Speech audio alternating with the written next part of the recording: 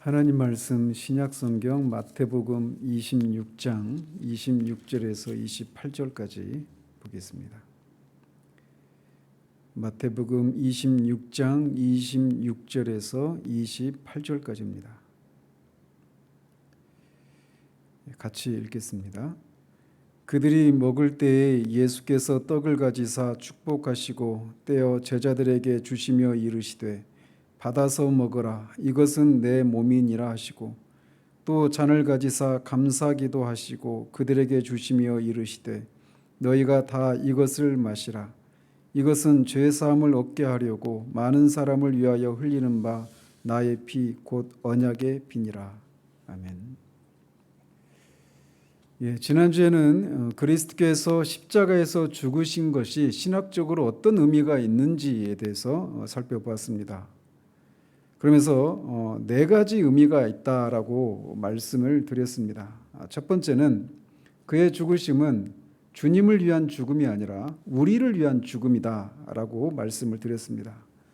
그래서 그의 죽으심을 통해서만 우리에게 주실 수 있는 그런 유익을 우리에게 주시기 위한 그런 죽음이었다라고 말씀드렸습니다. 그리고 두 번째는 우리를 하나님께로 인도하기 위한 죽으심이었다라고 말씀드렸습니다. 그리고 세 번째는 우리의 죄를 위한 죽음이었다라고 말씀드렸어요.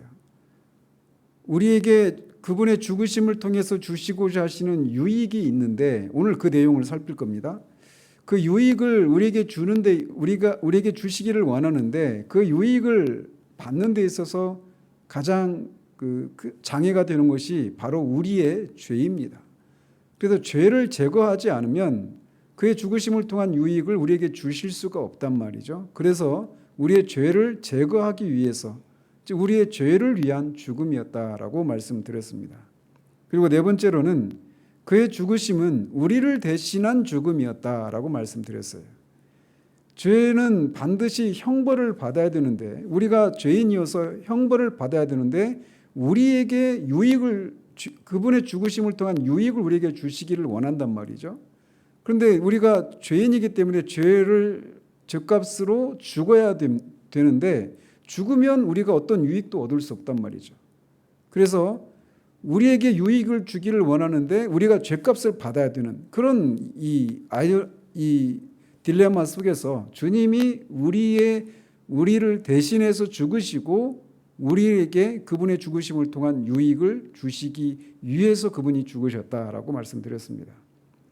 자, 그러면서 지난주 마지막 부분에서 그리스도에 대한 이 죽음이 이런 네 가지 의미가 있다라고 서신서들은 우리에게 말해주고 있는데 과연 이 얘기들이 그냥 어떤 신학적으로 그의 죽음을 후에 우리가 어떤 포장하거나 좀 어떤 교리적인 체계를 세운 그런 것인지 아니면 주님의 죽으심을 목격한 그런 복음서 기자들도 같은 얘기를 하고 있는지 그분이 죽으시기 전에 죽음을 앞둔 그 주님을 직접 목격했던 이 복음서 기자들도 과연 이 주님의 죽으심이 그런 의미가 있다라고 말하고 있는지 그런 근거가 그런 복음서에 전해지고 있는 이야기들 속에서도 나타나고 있는지 살펴보겠다고 말씀드렸어요. 그래서 세 가지 사건을 통해 주님의 죽으심의 의미가 서신서에서만 말하고 있는 게 아니라고 하는 것을 우리가 보겠다고 했는데 그 세 가지는 다락방에서의 우리가 최후의 만찬이라고 부르는 그 다락방에서 의 그 한 장면과 그 다음에 이 겟세마네 동산에서 주님이 땀이 피가 되도록 하나님 앞에 3번 기도하시는 그 장면, 그리고 십자가에서 하나님 아버지로부터 버림을 받고 엘리 라마 사박단이라고 외치셨던 그 3가지 장면을 통해서 이 주님의 죽으심이 그런 4가지 의미가 있다라고 하는 것을 그런 이야기들 속에서도 우리에게 말해주고 있는지 그 근거를 찾아보고자 하는 겁니다. 그래서 오늘은 다락방에서의 최후의 만찬이라고 불리는 그 사건 속에서도 그렇게 이 서신 그 주님의 죽으심이 그런 네 가지 의미가 있다라고 하는 그런 근거들을 제시하고 있는지 우리가 그것을 살펴보려고 합니다. 주님이 이 다락방에서 소위 우리가 성찬이라고 또는 성만찬이라고 부르는 이 성례를 세우시는 이 장면에 대해서 마태, 마가, 누가, 요한 이 네 복음서 모두가 그거를 전하고 있고, 나중에 이 사도 바울도 주님으로부터 이 고린도전서 11장에 보면 주님으로부터 이것을 직접 듣고 그 똑같은 얘기를 전해주고 있습니다. 따라서 이 사복음서와 이 고린도전서 11장을 가지고 이 다락방에서 주님이 떡을 떼고 포도주를 나누시는 이것을 통해서 말씀하셨던 이 일들이 무엇을 교훈해 주고 있는지 종합적으로 살펴볼 필요가 있습니다. 그래서 이제 이 다섯 가지 소스죠. 이 장면을 이렇게 종합해서 이 떡과 포도주를 나누는 이것이 어떤 의미가 있는가 이걸 살펴볼 텐데, 먼저 그 일이 있기 전에 이 장면은 언제 일어난 사건이라고 말을 하고 있느냐면 주님이 잡히시기 전날 밤에 있었던 일이라고 말을 합니다. 그러면서 또 그 날은 무교절, 즉 유월절 저녁에 일어난 일이다라고 말을 하고 있어요. 유월절에는 누룩이 없는 떡을 먹어야 합니다. 그래서 무교절이라고도 부른단 말이죠. 그런데 이렇게 무교절의 첫날에 알려지지 않았지만 마가의 다락방이라고 전해지고 있는 그 다락방에서 주님과 12제자가 유월절 음식을 먹기 위해서 모인 자리에서 일어난 일입니다. 그런데 그 자리에는 수종을 드는 종이 아무도 없었던 것으로 보여집니다. 주님과 12제자만 있었던 것으로 보여요. 그래서 보통 식사를 하기 전에 식사 초대를 받은 사람들은 그 집의 종들이 식사 자리에 앉은 사람들의 손과 발을 대야에 이렇게 물을 담아다가 그들의 손과 발을 씻기는 그런 일을 했단 말이죠. 그것이 유대인의 풍습이었어요. 그런데 그런 종이 없었던 것 같습니다. 그리고 그 일들은 말씀드린 것처럼 종들이 하는 천한 일이었어요. 그런데 식사 도중에 주님이 갑자기 그 종들이 두르는 수건을 두르시고 제자들의 발을 씻기시기 시작하셨습니다. 그래서 모든 제자들이 당연히 당황했죠. 그 일은 종들이 하는 일인데, 종들이 하는 천한 일인데 주님이 직접 자신들의 발을 씻기려고 하니 당연히 당황스러워 했겠죠. 특별히 베드로 같은 경우는 극과 극의 그런 반응을 보이죠. 주님이 절대로 내 발을 씻을 수 없다라고 말하니까 주님이 그러면 너와 나는 아무 상관이 없다. 그러니까 베드로는 발뿐만 아니라 자기 온몸도 다 씻겨달라고 이렇게 극한 그런 반응을 보이죠. 어쨌든 주님은 그런 행동을 통해서 제자들을 가르치시기 원했던 겁니다. 뭐냐? 주님은 주님으로서 또 선생으로서 오히려 이런 제자들이나 또는 종들로부터 섬김을 받을 그런 위치에 있는 분이심에도 불구하고 선생과 주로서 제자들의 발을 씻기시는 그런 겸손한 모습, 섬김의 모습을 보이셨습니다.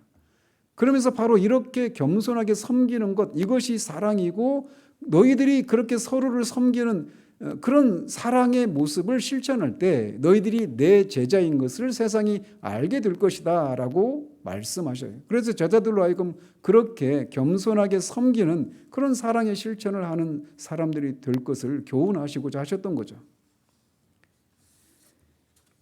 그리고 그런 행동과 함께 이제 주님의 그 12제자 중에 한 사람이 자신을 팔 것이라고 하는 얘기도 하셨고, 또 자신이 이제 곧 떠나갈 것이다. 아버지께로 돌아가서 너희들이 거할 처소를 마련하기 위해서 내가 아버지께로 돌아갈 것이다. 이런 얘기를 하니까 제자들이 근심하죠. 두려워합니다.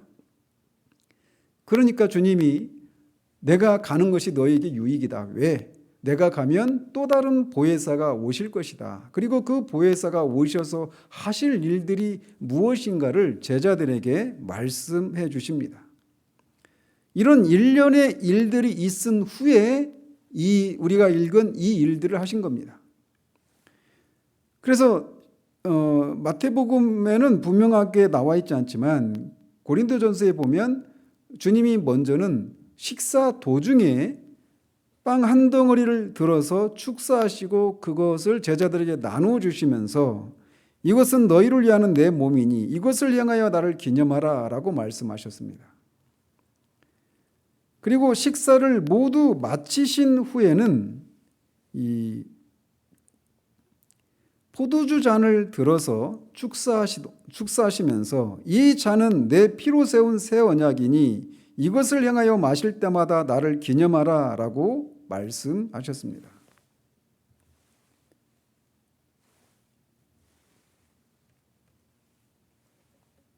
공교롭게도 우리가 이번 주 오후 예배 때 이 본문을 이 성찬과 관련된 것들을 살펴보았지만 다시 한번 이 일을 통해서 주님이 그분의 죽으심에 대해서 무엇을 교훈하고 있는지 이 그분의 죽으심과 관련한 그런 의미들을 다시 한번 살펴보고자 하는 겁니다. 첫 번째로 주님은 떡을 떼서 나눠 주시면서 이것이 자신의 몸이다 이렇게 말씀하시고 포도주를 나누어 주시면서 이것은 너희를 위한 내 피다라고 말씀하신단 말이죠. 즉 몸과 피를 제자들에게 나눠주는 거예요. 결국 그건 뭐냐? 그분의 죽으심을 상징하는 거란 말이죠. 그런데 이렇게 그 죽으심을 내가 올 때까지 기념하라라고 말씀하셔요. 그 얘기는 뭐냐? 그분의 죽음이 그분의 사역에 있어서 그분의 삶에 있어서 중심을 차지하고 있다라고 하는 것을 다시 한번 우리에게 보여주고 계시다라는 겁니다. 주님은 제자들에게 이것을 행하여 나를 기념하라라고 하셨는데 주님이 다시 오실 때까지 하라라고 말씀하셨어요. 즉 주님은 자신이 제자들에게 떡을 떼서 축사하고 그것을 나눠주면서 그것이 무엇을 의미하는지를 설명하고 그 제자들이 그것을 나누어 먹는 것처럼 또 포도주도 마찬가지로 그렇게 하는 것처럼 제자들도 그렇고 제자들로부터 가르침을 받은 저나 여러분들도 마찬가지로 교회가 주님이 오실 때까지 주님이 하신 이것을 답습하라고 말씀하셔요. 그러면서 무엇을 위해서 그렇게 하라고 하시냐면 나를 기념하라 라고 말씀하십니다.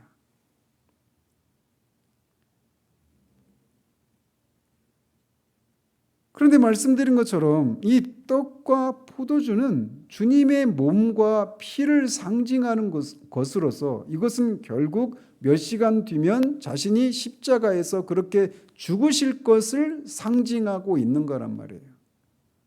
그러니까 주님이 나를 기념하라 라고 이렇게 말씀하시고 있는 것은 결국은 주님의 생애 중에 특별히 뭐와 관련된 것을 기념하라고 말씀하시고 계신 거냐면 그분의 죽으심을 기념하라고 말씀하고 계신다는 말이죠. 떡과 포도주가 주님의 죽으심을 상징하니까 말이죠. 그렇기 때문에 주님은 이 마지막 순간에도 제자들이 자신에 대해서 기억하기를 원하셨던 것이 무엇이었냐면 자신의 죽으심이었다라는 거예요. 그렇기 때문에 십자가가 없는 기독교는 존재할 수가 없는 겁니다. 십자가가 기독교의 중심이 아니라면 그것은 기독교가 아니에요. 왜 우리가 예수 십자가를 그렇게 강조하는지 바로 이런 이유 때문에 그래요. 예수님에게 있어서 예수님의 마음에 자리하고 있었던 중심적인 사역은 십자가에서 죽으심이었어요.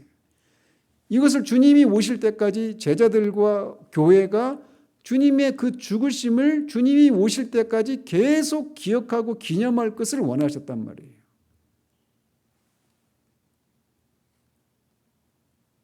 이렇게 그분의 죽으심이 주님에게 있어서도 중심이었고 또 기독교에 있어서도 중심의 자리에 있어야 한다라고 하는 것을 이 주님이 오실 때까지 주님의 죽음을 상징하는 이것을 계속 답습하는 것을 통해 주님을 기념하라, 기억하라라고 하시는 이 말씀을 통해 우리에게 그것을 첫 번째로 교훈하고 있다는 겁니다. 그분의 죽음의 중심성을 우리에게 교훈해 주고 있어요. 두 번째로 주님은 이 예식을 통해서 그분의 죽음의 목적에 대해서 가르쳐 주고 계십니다. 특별히 그의 피와 관련해서 마태와 마가와 바울은 주님의 피가 죄 사함과 새 언약을 체결하는 것이라고 말씀하셨다고 이렇게 전하고 있습니다. 이 잔은 내 피로 세운 새 언약이니 이렇게 말씀하셔요. 우리가 오예배 때도 말씀드린 것처럼 새 언약은 시내산에서 맺었던, 모세를 중보로 해서 하나님께서 시내산에서 이스라엘 백성과 맺었던 그 옛 언약과는 다른 언약이다라고 에스겔서나 또 예레미야 선지자를 통해 하나님이 말씀하셨습니다. 하나님은 옛 그 시내산에서 맺은 그 언약과 다른 새로운 언약을 맺을 것이다라고 약속을 하시는데 누구에게 그렇게 말씀하시냐면 예레미야 선지자와 에스겔 선지자에게 말씀하셨어요. 이렇게 말씀하신 것이 언제냐면 주님이 오시기 600년 전에 말씀하신 것입니다. 그리고 그 새 언약의 핵심이 뭐냐? 예레미야 선지자에게 말씀하신 새 언약의 핵심은 하나님께서 그들의 죄를, 그 새 언약의 백성들의 죄를 하나님이 영원히 기억하지 않으시겠다라는 겁니다. 즉 그들의 죄를 영원히 사해 주시겠다라고 하는 거예요. 그래서 마태가 죄의 사함이라고 하는 말을 덧붙이고 있는 거죠. 그 새 언약에 대해서. 그리고 에스겔 선지자를 통해서는 새 마음과 새 영을 주겠다라고 하는 말을 통해 거듭남의 은혜를 약속하고 계시고 또 성령을 그들 안에 주시겠다라고 하는 것을 통해 성령의 내주하심을 통해 하나님의 법을 그들의 마음에 새겨주신 하나님의 법을 따라서 살 수 있도록 율법을 지키는 삶을 살 수 있도록 해주시겠다라고 약속하셔요. 그러면서 결국은 궁극적으로는 무엇을 위한 것이냐? 나는 너희의 하나님이 되고 너희는 나의 백성이 되게 하시겠다라고 하는 이 모든 언약의 궁극적인 목적을 위해서 그 새 언약을 체결하시겠다라고 약속하십니다. 그런데 이게 말씀드린 것처럼 주님이 오시기 전 600년 전에 약속하셨던 것인데 이제 주님이 자신의 피로 새 언약을 하나님이 예언하셨던 약속하셨던 그 새 언약을 체결하고 계시다라고 지금 말씀하고 계신 거예요. 이 어마어마한 사건이 지금 진행되고 있는 거죠. 그러면서 모든 언약이 하나님의 백성들과 언약을 체결할 때 늘 그렇게 피를 통해서 그 언약의 그 언약 체결 의식이 진행되었던 것처럼 이제 주님은 동물의 짐승의 피가 아니라 자신의 피로 하나님께서 예레미야와 에스겔 선지자를 통해서 약속하신 그 새 언약을 체결하시겠다라고 말씀하고 계신 겁니다. 이 잔은 내 피니 새 언약이니라 라고 말씀하셔요. 즉 주님은 자신의 죽음은 하나님께서 지정하신 것으로서 자신의 죽음에 의해서 새 언약이 체결되고 새 언약을 통해 약속하셨던 것이 확증될 것이라고 제자들에게 이 예식을 통해 교훈하고 계신 겁니다. 그런 그의 백성을 이렇게 이제 하나님과의 새 언약 관계 속으로 이끌기 위해서 죽으려고 하시는 거예요. 세 번째로 주님은 그의 죽음을 각자가 개인의 것으로 삼아야 한다라고 하는 것을 교훈해 주고 계십니다. 말씀드린 것처럼 주님은 성만찬 또는 성찬 예식이라고 부르는 이것을 통해서 자신의 죽음이 무엇을 위한 것인가를 지금 제자들한테 보여주고 있는데, 마치 보여지는 어떤 그 드라마 같은 그런 형식으로 제자들에게 교훈해 주고 계신 거예요. 그러면서 이 드라마는 그냥 예수님이 혼자서 이 드라마를 진행하시는 것이 아닙니다. 그리고 제자들은 관객이 되어서 그냥 주님이 하시는 것을 그냥 물끄러미 바라보고 있는 게 아니라, 제자들도 주님이 이끌어 가시는 그 드라마에 제자들도 동참하고 있는 것을 봅니다. 이게 무슨 말이냐? 주님은 자신의 몸과 피를 상징하는 떡과 포도주를 제자들에게 나누어 주고, 제자들은 그것을 받아서 먹고 마십니다. 그래서 그 주님이 그 몸과 몸과 피를 통한 것을 통해 약속하신 것이 제자들의 것이 되는 이것을 그런 드라마에 제자들도 동참한 그런 드라마의 형식으로 이것을 교훈해 주고 계신 거예요. 제자들이 이렇게 떡과 포도주를 받아 먹는 것을 통해 그것이 상징하는 새 언약의 은택들이 제자들의 것이 될 수 있음을 말해주고 있는 거란 말이죠.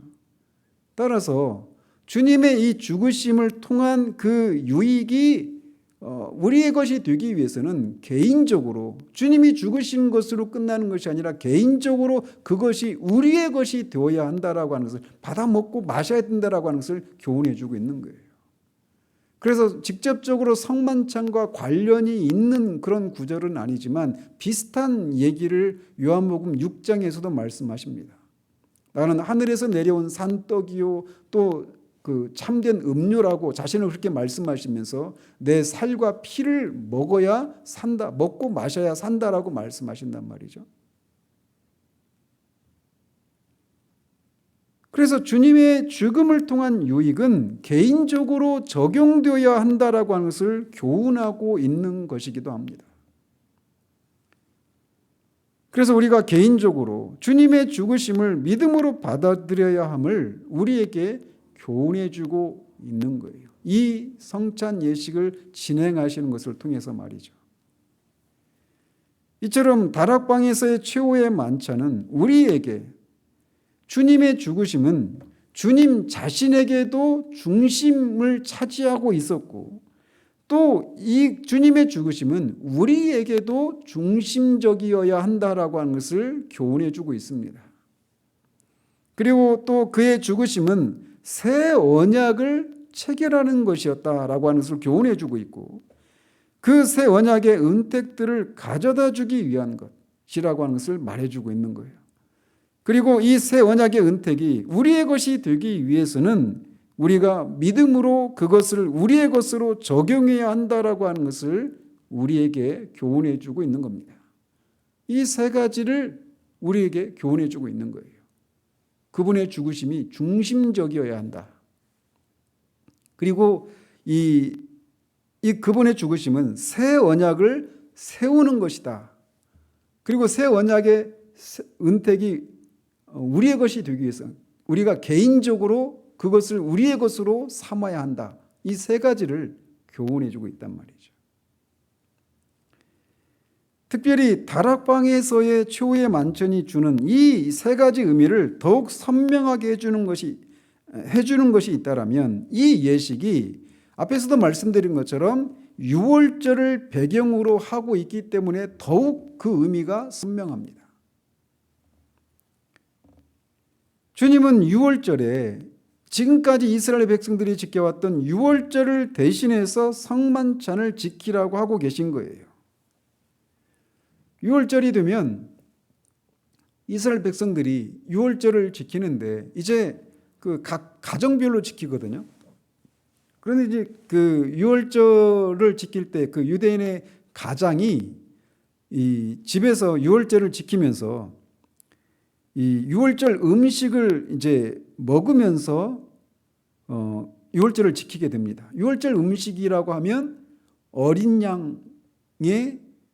양이죠. 죽은 어린 양. 그리고 그 무교병입니다.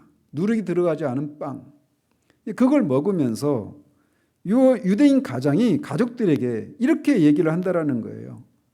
이것은 우리의 선조들이 애굽에서 나올 때 먹어야 했던 고통의 떡이다. 이렇게 말을 한다라는 겁니다. 이것은 고통의 떡이다. 이렇게 말을 하면서 유월절 음식을 먹는단 말이에요. 그런데 주님이 지금 이 유월절 음식을 먹는다라고 말씀하시면서 유월절 음식을 먹는 그 자리에서 이제 주님이 그 유대인 가정이 이것은 우리 선조들이 애굽에서 나올 때 먹었던 고통의 떡이다 이렇게 말한 거 그런 똑같은 패턴으로 이것은 내 몸이다. 이것은 내 피다. 이렇게 말씀하시고 계시다라는 거예요. 그래서 그런 유월절을 해석하는 의식을 본따서 성만찬을 제정하고 계신 겁니다. 이게 무슨 말이냐? 이 말을 통해 주님은 자신의 죽음을 어떻게 이해하고 있는가를 우리에게 말해주고 있는 거예요. 출애굽의 과정에서 이스라엘 백성들이 애굽의 이스라엘 백성들의 처음 난 것들, 장자와 처음 난 것들이 죽지 않고 살아날 수 있었던 것은 그 하나님의 심판을 벗어날 수 있었던 것은 어린 양의 피가 문설주와 임방에 발리고 그 집 안에 들어가 있었기 때문에 그들이 살아날 수 있었습니다. 그런데 주님은 자신을 이 유월절 희생 제물로 죽는 것이라고 하는 것을 분명히 하고 계신 거라는 거예요. 그의 죽으심을 통해 우리가 살게 되는 것이죠. 이처럼 다락방에서 주님이 죽음을 앞두고 자신의 몸과 피를 상징하는 떡과 포도주를 먹고 마시는 것을 통해서 자신의 죽으심을 자신이 오실 때까지 기념하라라고 하시는 이 일은 이렇게 그분의 죽으심이 지난주에 말씀드린 그런 네 가지 의미가 있는 죽음이라고 하는 것을 주님도 알고 계셨다라는 겁니다.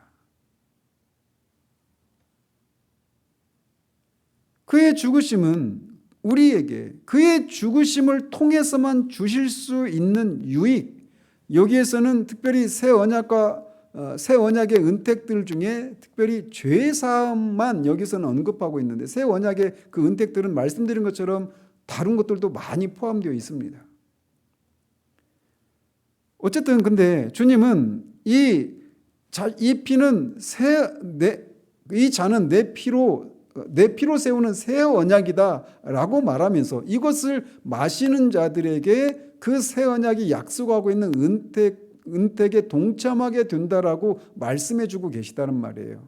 즉 주님은 결국 그 잔이 상징하는 포도주가 상징하는 자신의 죽음을 통해서 그 죽음을 자신의 것으로 받아 먹는 사람은 그 새 언약의 은택을 받게 된다, 누리게 된다라고 하는 것을 말해주고 있다는 것이죠. 그래서 그분의 죽으심은 결국 주님을 위한 죽음이 아니라 우리를 위한 죽음이었다라고 하는 것을 주님이 이 예식을 통해 우리에게 말해주고 있는 거예요. 그러면서 이 죄사함을 위한 그런 죽음이라고 하는 것을 통해서 그분의 죽으심이 자신의 죄가 아니라 우리의 죄를 위한 죽으심이었다라고 하는 것을 말해주고 있는 겁니다. 그리고 자신이 이렇게 유월절에 어린 양이 희생제물로 죽는 것을 통해서 그 유월절 어린 양의 피가 발린 그 집에 있는 사람들이 장자와 그 처음 것들이 죽지 않게 되는 것처럼 자신이 이제 유월절이 상징하는 참 희생제물로서 이 제자들에게 자신을 내어주는 것을 통해 죽게 된다라고 하는 것을 말해주고 있는 거예요. 즉 주님이 죽는 것은 우리를 대신한 죽음이라고 하는 것을 분명히 하고 계시다라는 겁니다. 그래서 지난주에 말씀드린 것처럼 그분은 우리를 위해서 죽으셨고, 우리를 대신해서 죽으셨고, 우리의 죄를 위해서 죽으셨고, 우리를 하나님께로 인도하기 위해서 죽으셨다라고 말씀드렸는데, 그것을 우리에게 말해주고 있다는 겁니다. 그분의 자신을 희생 제물로 드리는 것을 통해 그것이 바로 새 언약을 체결하는 것인데, 새 언약을 체결하는 것을 통해 우리에게 죄 용서를 해주시고, 즉 죄를 제거해 주시고, 또 우리에게 그 새 언약의 은택을 우리에게 가져다 주고, 또 우리를 대신한 그런 죽음이었다라고 하는 것을 말해주는 거예요. 그러면 우리를 하나님께로 인도하기 위한 죽음이었다라고 하는 것은 어떻게 여기서 알 수 있는가? 어떻게 적용할 수 있는가? 그거는 새 언약이든 옛 언약이든 언약의 핵심은 무엇이냐면, 궁극적인 목적은 무엇이냐면, 하나님은 그들의 하나님이 되시고 그들은 하나님의 백성이 되는 것, 이것이 모든 언약의 핵심이고 궁극적인 목적입니다. 그러니까 이 새 언약도 결국은 에스겔 선지자나 예레미야 선지자를 통해서 말씀하신 그 약속들의 궁극적인 목적은 뭐냐? 항상 끝에 가면 나는 너희 하나님이 되고 너희는 나의 백성이 되리라 라고 말씀하셔요. 그러니까 예수님이 이 희생적인 이 죽음을 통해서, 희생 제물로 자신을 내어주는 그 죽음을 통해서 결국 우리에게 가져다 주는 게 뭐냐? 우리를 하나님의 백성이 되게 하시는 것. 그리고 하나님은 우리의 하나님이 되시는 것, 그것을 위한 죽음으로 자신이 죽는다라고 분명히 하고 계시다라는 겁니다. 그렇기 때문에 그분이 우리를 하나님께로 인도하기 위해서 죽었다라고 하는 것도 여기에서 다 맞아떨어지게 되는 것이죠. 즉 주님의 죽으심에 대해서 지난주에 살핀 이 네 가지 신학적인 의미는 그냥 어떤 교리의 체계를 세우기 위해서 세워진 그런 것이 아니라, 이 죽음의 당사자인 주님이 이미 죽으시기 전에 이 다락방에서 최후의 만찬 자리에서 세운 이 언약을, 이 성만찬 이 예식을 통해서도 주님의 죽으심이 바로 그런 의미가 있는 죽음이라고 하는 것을 분명히 하고 계시다라는 겁니다. 그렇기 때문에 그 주님의 죽음을 주님이 말씀하시는 것처럼, 그리고 서신서들에서 우리에게 말해주고 있는 그 네 가지 의미를 우리가 믿음으로 받아들일 때, 그 죽으심의 혜택, 죽으심을 통해서만 주실 수 있는 그 혜택이 우리의 것이 되는 것입니다. 그분은 완전한 그런 희생제물로 단 한 번의 그 제사로 그 죽으심을 통해 이루시고자 하시는 것들을 완전히 이루셨습니다. 더 이상 그분이 우리에게 주시고자 하시는, 해결해야 하셔야 될 그런 문제를 해결하시기 위해서 해결되지 않은 채로 남겨져 있는 일은 없습니다. 그분은 십자가에서 분명히 다 이루었다라고 말씀하시고 죽으셨어요. 그렇기 때문에 예수 그리스도를 믿으면 새 언약의 은택이 우리 모두에게 주어지는 겁니다. 그 새 언약의 은택을 받기 위해서 우리 쪽에서 할 일은 아무것도 없습니다. 그저 그렇다라고 말씀하시는 그 말씀을 아멘으로 받으면 우리의 것이 되는 거예요. 그리고 그 사실은 주님의 죽으심이 더 이상 반복되지 않고, 그 주님의 죽으심의 의미가 더 이상 변하지 않는 것처럼, 그분의 죽으심을 통해 그 죽으심이 말하고 있는 것을 믿는 우리에게 주어져 있는 그 영적인 유익들도 변하지 않습니다. 그렇기 때문에 우리가 그런 구원의 확신을 가질 수가 있고, 구원의 그 은택들을 여기서부터 누릴 수 있게 되는 겁니다. 기도하겠습니다. 하나님 아버지, 주님의 그 죽으심이 네 가지 그런 신학적인 의미가 있다라고 우리가 지난주에 살폈고, 이제 오늘부터 주님이 죽으시기 전에 하셨던 일들 또는 그런 가르침들을 통해서 과연 주님도 또 주님의 죽으심을 지켜보고 그것을 기록으로 남겼던 복음서 기자들도 동일한 주님의 죽으심에 대해서 동일한 얘기를 하고 있는지를 우리가 살펴가고 있습니다. 오늘 다락방에서 주님이 주님의 죽으심을 상징하는 그 떡과 포도주를 제자들에게 나누어 주고 그것을 먹고 마시게 하시는 것을 통해 말씀하신 것을 통해 주님의 죽으심이 그런 네 가지 의미가 있다라고 하는 사실들을 또 확인하게 됩니다. 그러므로 우리가 그 죽으심을 통해 주님이 교훈하시는 것처럼 주님의 죽으심이 주님에게도 중심이었던 것처럼 우리에게도 중심이 되는 십자가가 정말 우리의 자랑거리요 우리의 중심이 되는 그런 삶을 살아가는 그런 우리들 될 수 있도록 도와주시기를 원합니다. 예수 그리스도 이름으로 기도합니다. 아멘.